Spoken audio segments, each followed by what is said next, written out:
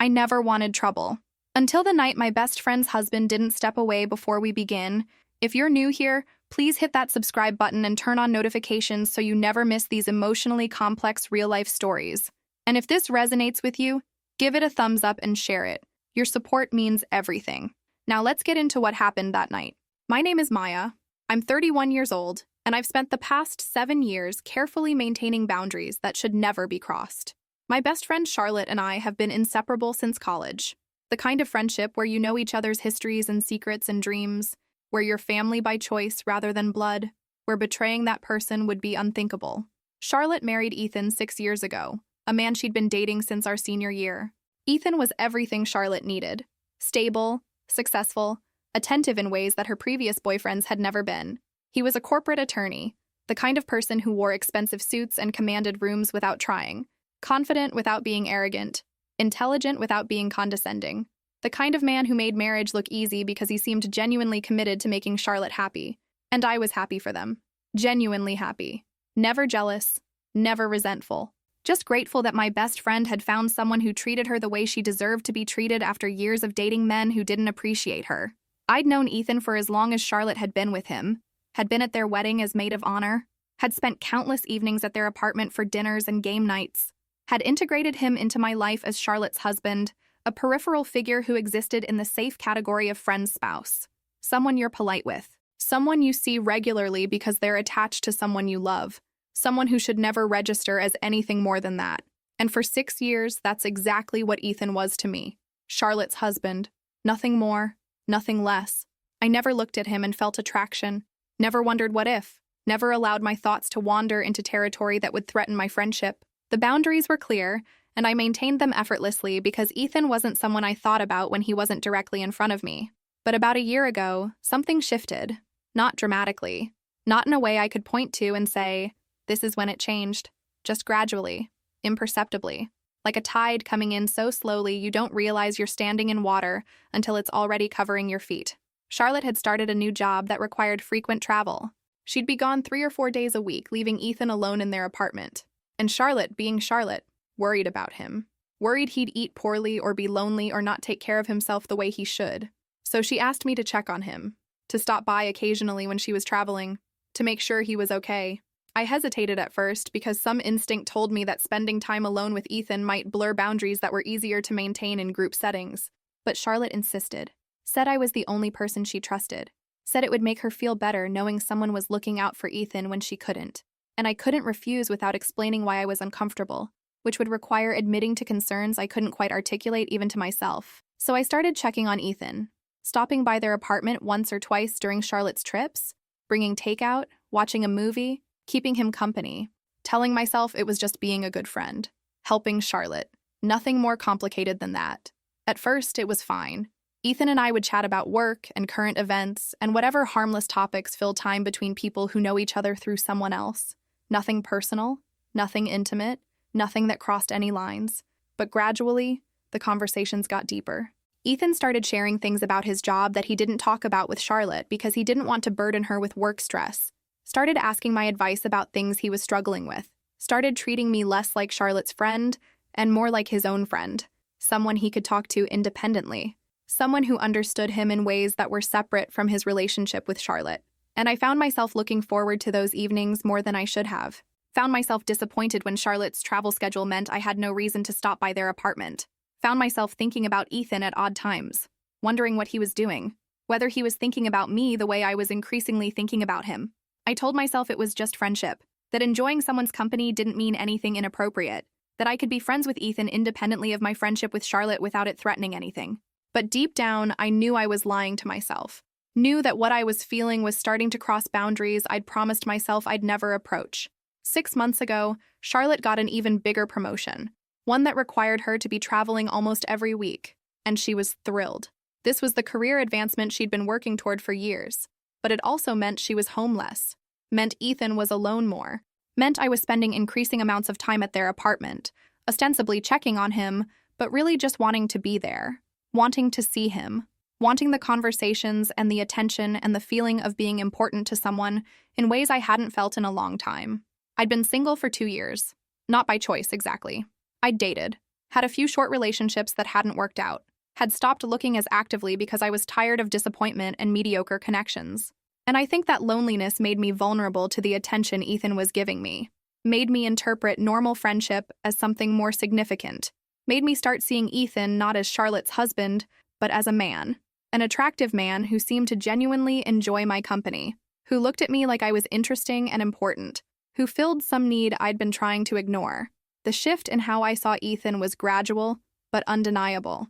I started noticing things I'd never paid attention to before. The way he smiled, the sound of his voice, the way he moved through space with a confidence I found increasingly attractive. Started feeling nervous before seeing him. Started caring about what I wore when I knew I'd be stopping by their apartment. Started recognizing all the signs that I was developing feelings I absolutely should not be developing. And the worst part was that I couldn't tell if Ethan felt it too. Sometimes I'd catch him looking at me in a way that seemed significant. That lingered a fraction too long. That made me think he was seeing me as something more than just Charlotte's friend. But I could never be sure. Never knew if I was reading too much into normal interactions because of my own inappropriate feelings.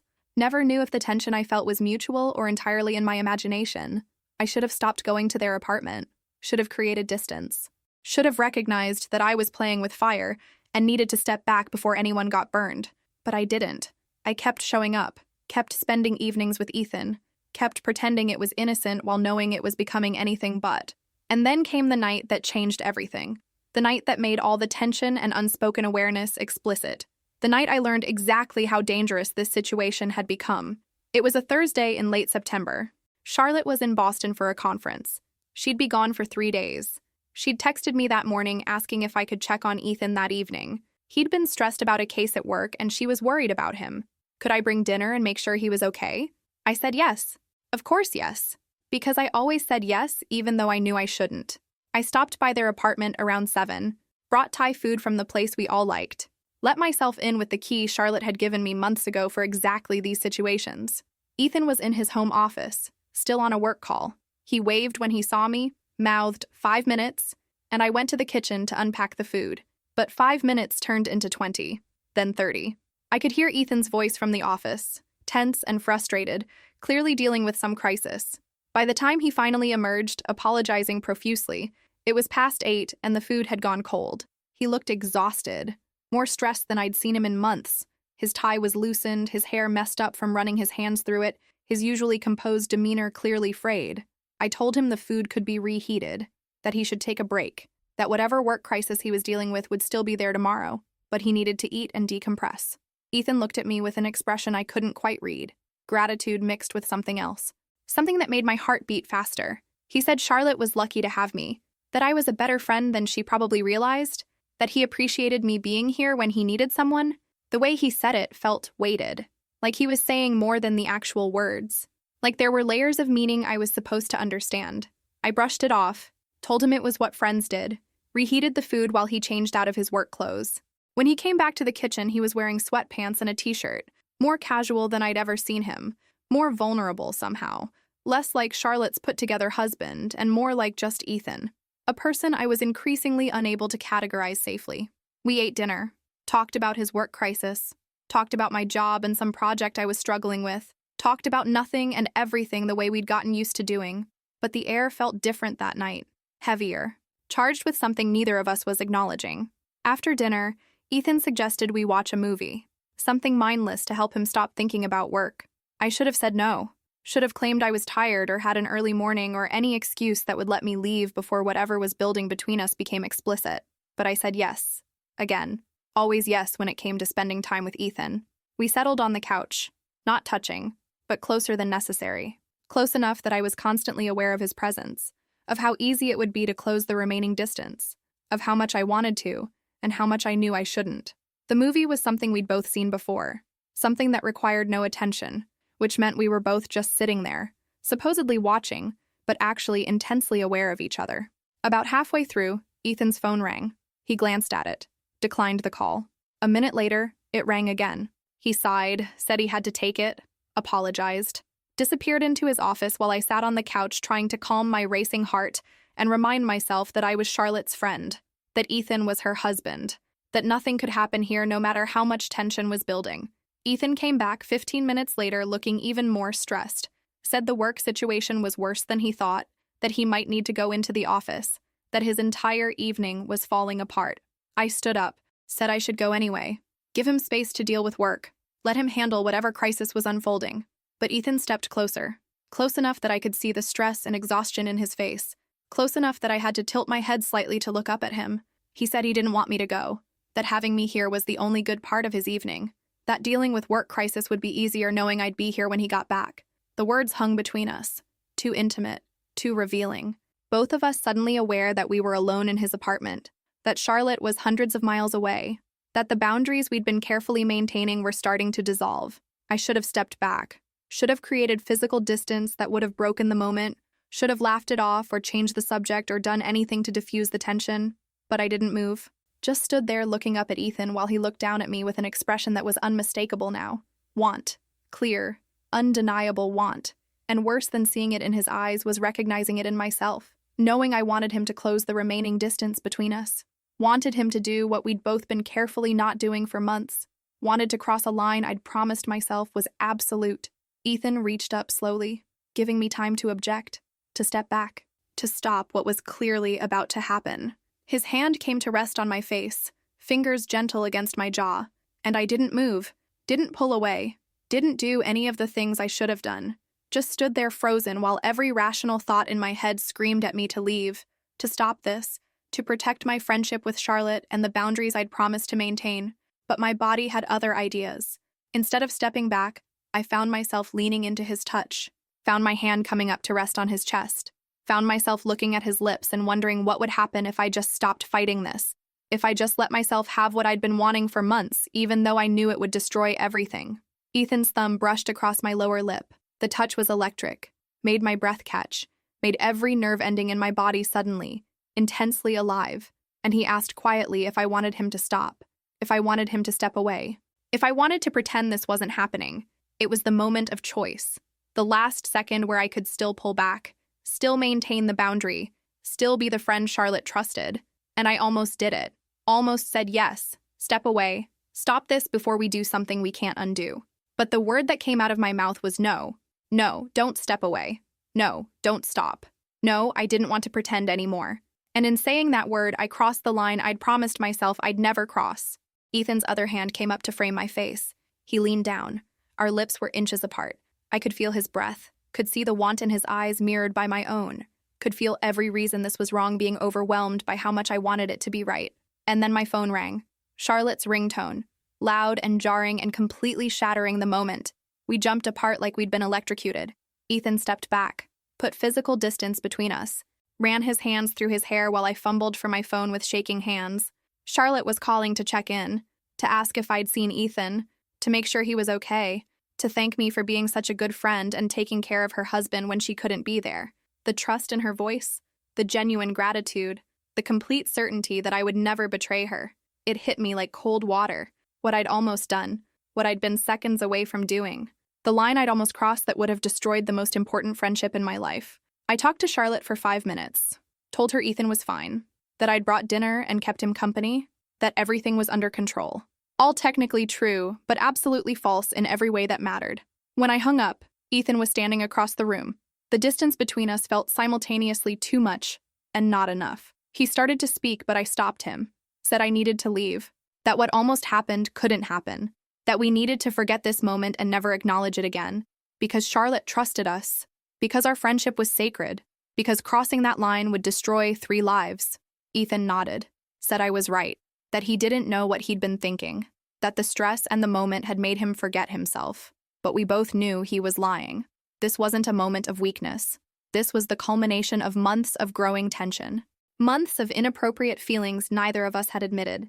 Months of slowly crossing emotional boundaries that made the physical boundary we'd almost crossed tonight almost inevitable.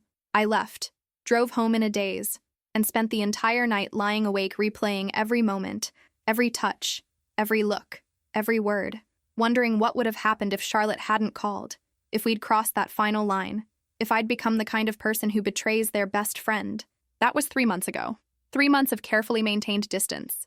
3 months of declining invitations to stop by when Charlotte travels.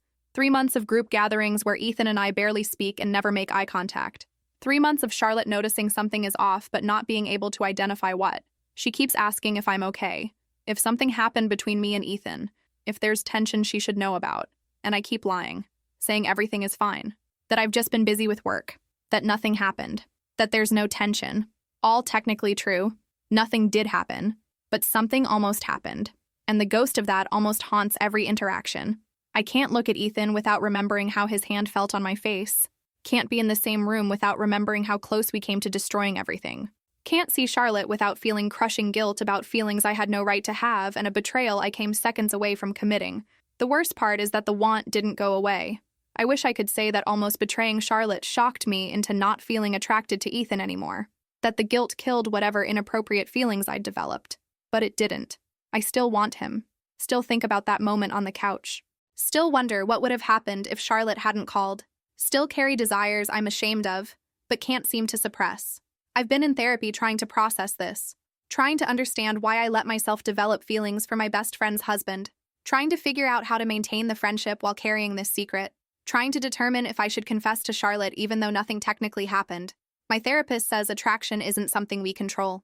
That developing feelings for someone off limits is human, and doesn't make me a terrible person. That what matters is what I do with those feelings. That I stopped before crossing the ultimate line. That protecting Charlotte by maintaining distance is the right choice even if it's difficult. But knowing that intellectually doesn't make the guilt easier to bear. Doesn't make the want go away. Doesn't solve the fundamental problem that I'm carrying a secret that exists in the space between what happened and what almost happened. A secret that feels like betrayal even though I technically didn't betray anyone. Charlotte has noticed I'm different. Has commented that I seem distant. That our friendship feels strained. That she misses the closeness we used to have. And she's right. I am distant. Our friendship is strained. The closeness is gone because I can't be close to Charlotte while carrying these feelings for her husband. Can't look her in the eye knowing what I almost did. Can't be the friend I used to be when I'm consumed by guilt and shame and unwanted desire. I don't know how to fix this. Don't know if confession would make things better or worse.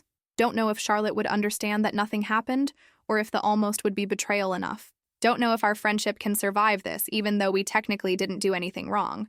What I do know is that I never wanted trouble. Never wanted to feel this way. Never wanted to be the kind of person who looks at her best friend's husband and feels desire. Never wanted to be in this impossible situation where my choices are all bad. Where confessing hurts Charlotte. Where maintaining distance hurts Charlotte differently. Where pretending nothing happened means living with crushing guilt. I wanted simple. Wanted clear boundaries. Wanted the safety of categorizing Ethan as permanently off limits. And for years, I had that. But that night, when he didn't step away, when he stood too close and looked at me like I was someone he wanted, when he gave me the choice to stop or continue, everything collapsed. The simple became complicated. The clear boundaries blurred. The safety disappeared. And I learned that the most dangerous trouble isn't what happens. It's what almost happens. It's the moment suspended between light and shadow where you have to choose between what you want and what you should do. It's discovering you're capable of wanting things you promised yourself you'd never want. It's realizing that loyalty and desire can exist simultaneously and tear you apart. That night ended. I chose not to cross the final line, but the feeling didn't end. And from that night on, nothing between any of us has been the same. Charlotte doesn't know why I'm distant. Ethan and I maintain careful, painful politeness. And I carry a secret that weighs on me every day. I never wanted trouble, but trouble found me anyway. In the space between a touch and a kiss. In the moment when Ethan didn't step away. In the second when I realized I didn't want him to. That was the moment everything I believed about myself, about loyalty, about the strength of my boundaries, collapsed. And I'm still trying to figure out how to rebuild from the ruins. The end.